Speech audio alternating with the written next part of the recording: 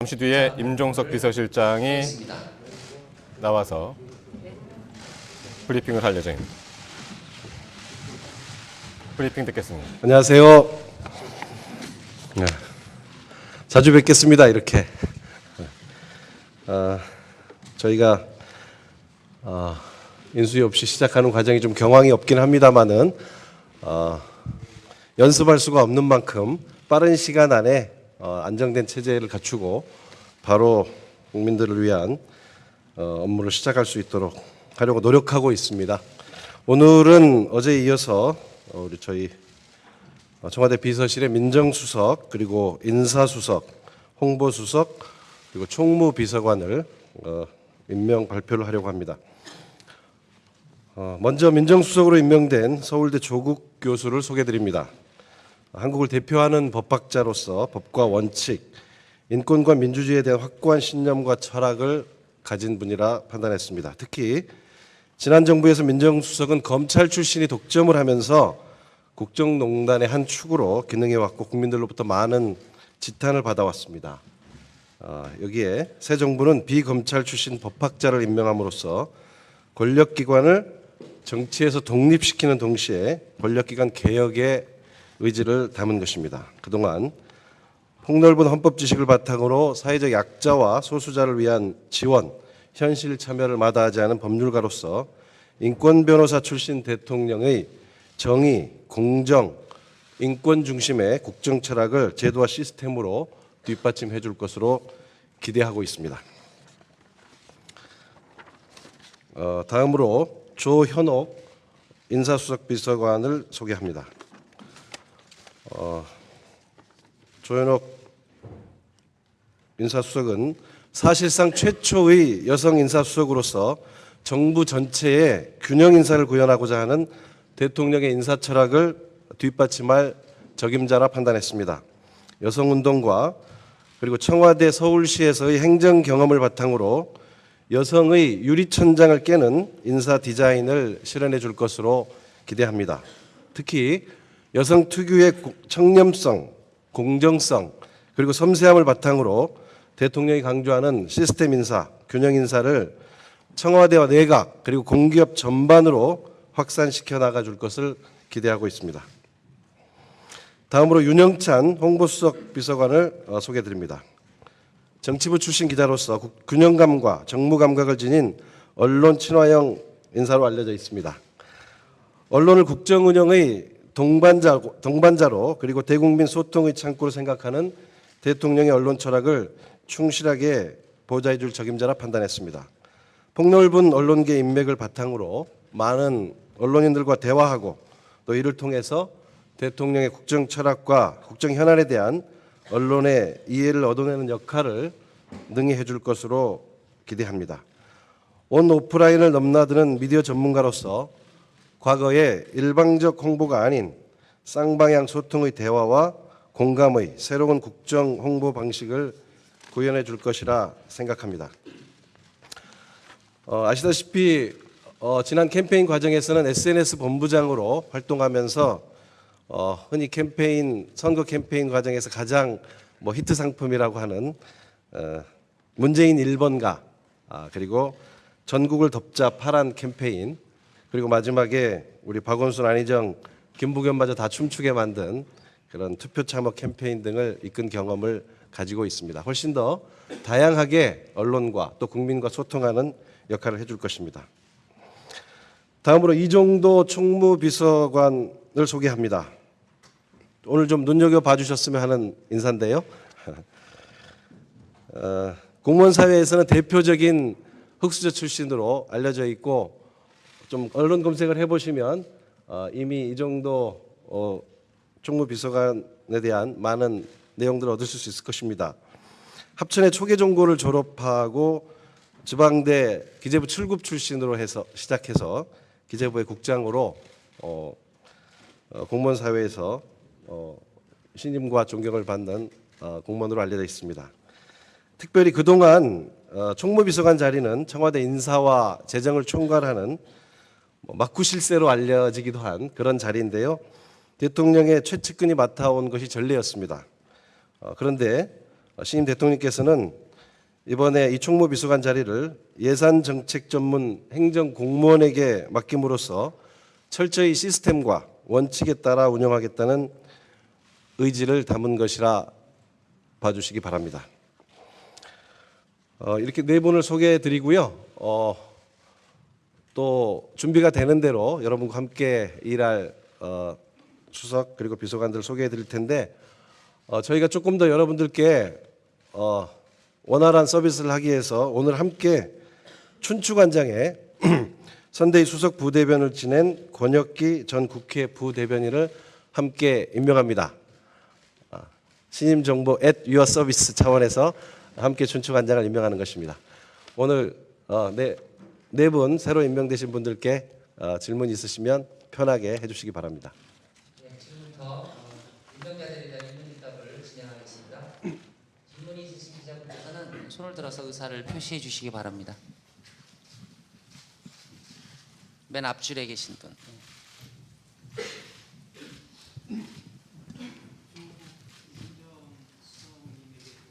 잠시만요. 마이크를 곧 드리겠습니다.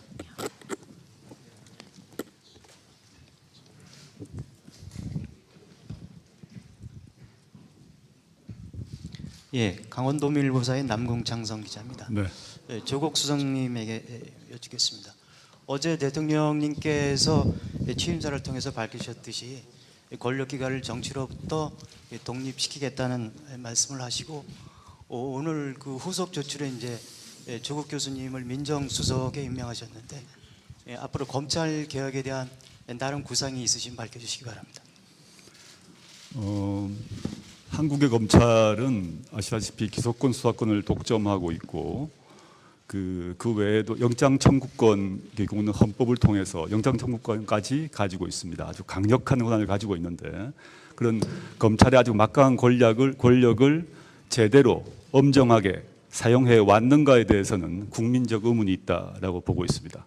그 점은 사실은 지난번 박근혜 최순실 게이트와 관련해서도 과거 정부 하에서 검찰이 그 막강한 권력을 제대로 사용했더라면 이런 게이트가 초기에 미연에 예방되었으리라고 저는 믿고 있고요. 그런 점에서 그런 일이 일어나지 않도록 하는 것이 대통령님의 확고한 철학이시고 또 그런 구상과 계획을 갖고 계신 걸로 알고 있습니다. 저는 그 대통령님의 구상과 계획에 충실히 보좌하도록 하겠습니다.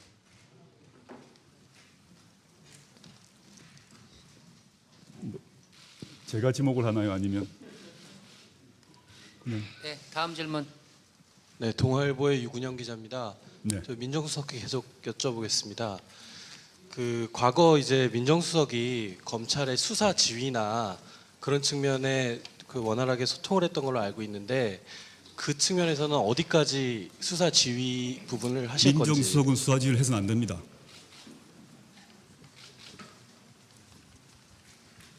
네. 앞에 연합뉴스 강병수. 네, 연합뉴스 박경준 기자입니다. 그 검찰총장과 경찰청장 임기 문제도 그 많이 거론이 되던데요. 이에 대한 구상이 있으십니까? 그건 제가 언급할 사안이 아니라고 생각합니다. 네, MBN 윤범기 기자. 네, 저 MBN 윤범기 기자라고 합니다. 현재 서울대 교수직이신데 이 민정수석 업무를 수행하시는 기간 중에 뭐 수업 문제나 교수직 문제는 어떻게 정리하실 건지. 현재 안식년 상태고요. 일단 현재 시점에는 그래서 뭐 제가 업무 진행하는 데 있어서 뭐 강의 문제는 전혀 없고요. 그 다음에 현행법상 그리고 서울대 내교상 공직을 맡게 되면 그 휴직을 하게 되어 있습니다. 예컨대 뭐 국회의원 출마 즉 선출직 공무원을 하게 되면 사표를 받게 되어 있고요. 그렇지 않은 행정부로 진출하면 휴직을 하게 되어 있기 때문에 이게 정식 그 발령이 나게 되면 그 절차에 따르도록 하겠습니다. 현재로는 안식년 상태다고 보시면 됩니다. 네, 제주일보 벽경희 기자라고 합니다. 네, 그 민정수석으로 언제 발탁 요청을 받으셨는지 그리고 그때 어떤 얘기들이 오갔는지 있으시면 좀 말씀 부탁드립니다. 뭐 얼마 되지 않았다라 정도만 말씀드리겠습니다.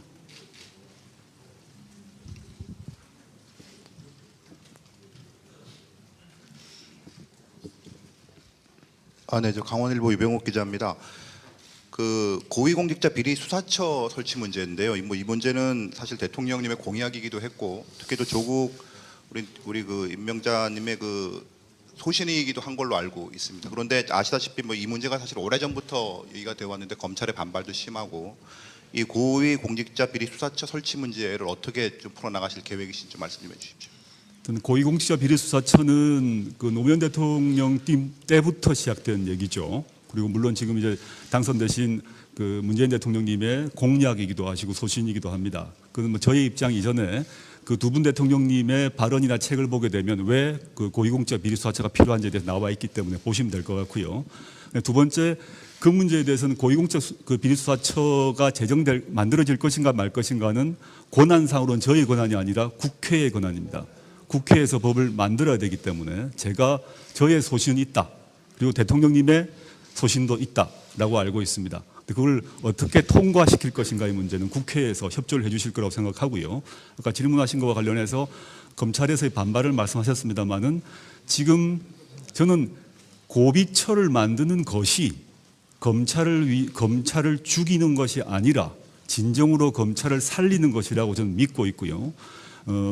과거 노무현 정부 때와 같이 청와대와 검찰이 충돌하는 그런 방식이 아니라 이런 그 검찰도 살고 고위공직자의 부패를 방지하는 고비처를 만드는 데 있어서 청와대와 검찰 그리고 국회가 모두 서로 합의하고 협력하기를 희망하고 있습니다. 네, 민정수석님께 질문이 없으시면 혹시 다른 수석님 질문 있으신가요? 내려가겠습니다. 네, 소통하고 젊어지는 청와대 그리고 언론과 이제 친밀해지는 청와대를 추구하고자 합니다. 그 기자회견 형식도 이제 일상적인 방식으로 좀 딱딱했다라는 평가도 어저께 나왔는데 오늘 신임 수석님들하고 일문일답도 그 편하고 그리고 좀 진솔한 그런 그림으로 자연스러운 일문일답이 인사와 함께 진행되길 바랍니다. 이어서 신임 홍보수석께서 국무조정실장 임명에 대한 발표가 있겠습니다. 자료는 보내드렸습니다. 네, 홍보수석을 맡아서 첫 번째 발표를 하게 됐군요. 문재인 대통령께서는 11일 초대 국무조정실장에 홍남기 미래창조과학부 1차관을 임명했습니다.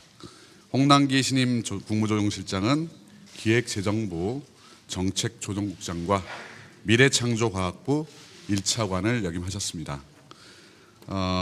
우리 홍 신임 실장님께서는 강원도 춘천 출신이시고요. 한양대를 나오셔서 연구에서 공부를 하셨습니다. 기획재정부하고 대통령 비서실 그리고 미래창조과학부 등 다양한 분야에서 공직을 경험을 하셨습니다.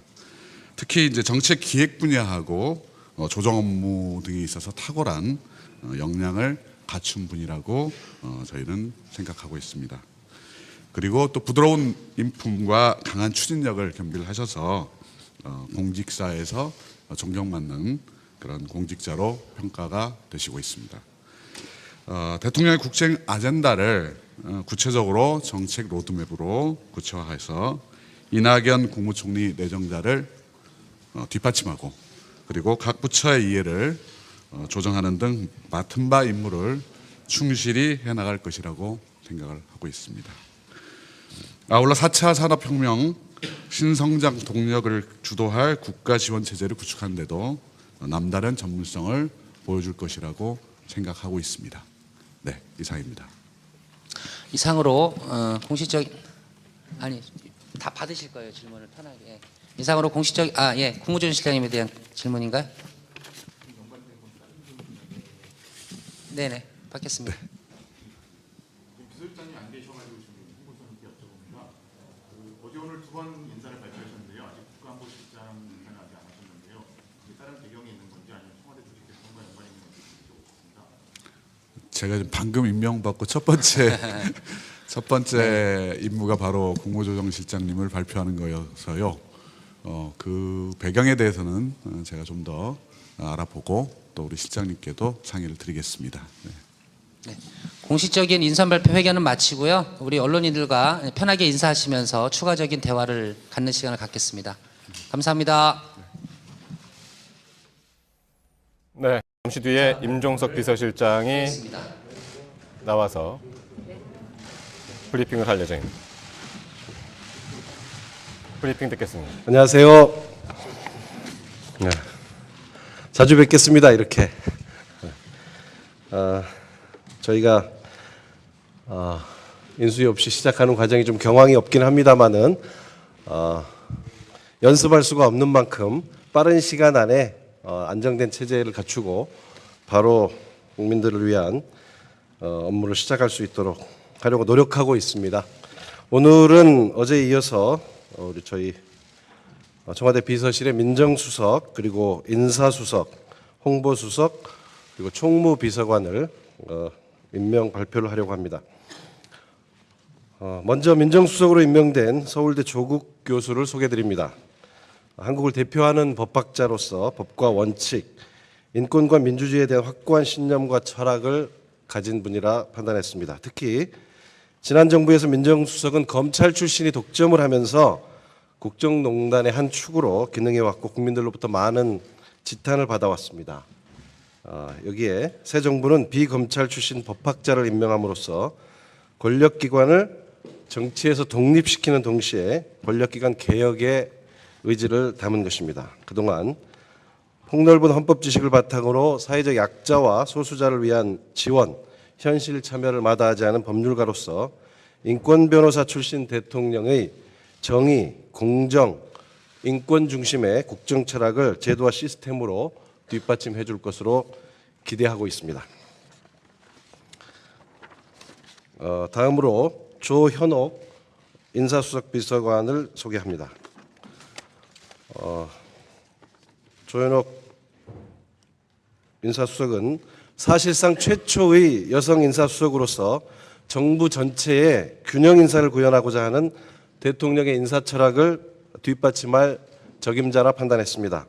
여성운동과 그리고 청와대 서울시에서의 행정 경험을 바탕으로 여성의 유리천장을 깨는 인사 디자인을 실현해 줄 것으로 기대합니다. 특히 여성 특유의 청렴성, 공정성 그리고 섬세함을 바탕으로 대통령이 강조하는 시스템 인사, 균형 인사를 청와대와 내각 그리고 공기업 전반으로 확산시켜 나가 줄 것을 기대하고 있습니다. 다음으로 윤영찬 홍보수석 비서관을 소개드립니다. 정치부 출신 기자로서 균형감과 정무 감각을 지닌 언론 친화형 인사로 알려져 있습니다. 언론을 국정 운영의 동반자로 그리고 대국민 소통의 창구로 생각하는 대통령의 언론 철학을 충실하게 보좌해 줄 적임자라 판단했습니다. 폭넓은 언론계 인맥을 바탕으로 많은 언론인들과 대화하고 또 이를 통해서 대통령의 국정 철학과 국정 현안에 대한 언론의 이해를 얻어내는 역할을 능히 해줄 것으로 기대합니다. 온 오프라인을 넘나드는 미디어 전문가로서 과거의 일방적 홍보가 아닌 쌍방향 소통의 대화와 공감의 새로운 국정 홍보 방식을 구현해 줄 것이라 생각합니다. 아시다시피 지난 캠페인 과정에서는 SNS 본부장으로 활동하면서 흔히 선거 캠페인 과정에서 가장 히트 상품이라고 하는 문재인 1번가 그리고 전국을 덮자 파란 캠페인 그리고 마지막에 우리 박원순, 안희정, 김부겸마저 다 춤추게 만든 그런 투표 참여 캠페인 등을 이끈 경험을 가지고 있습니다. 훨씬 더 다양하게 언론과 또 국민과 소통하는 역할을 해줄 것입니다. 다음으로 이종도 총무비서관을 소개합니다. 오늘 좀 눈여겨봐 주셨으면 하는 인사인데요. 공무원 사회에서는 대표적인 흑수저 출신으로 알려져 있고 좀 언론 검색을 해보시면 이미 이종도 총무비서관에 대한 많은 내용들을 얻으실 수 있을 것입니다. 합천의 초계종고를 졸업하고 지방대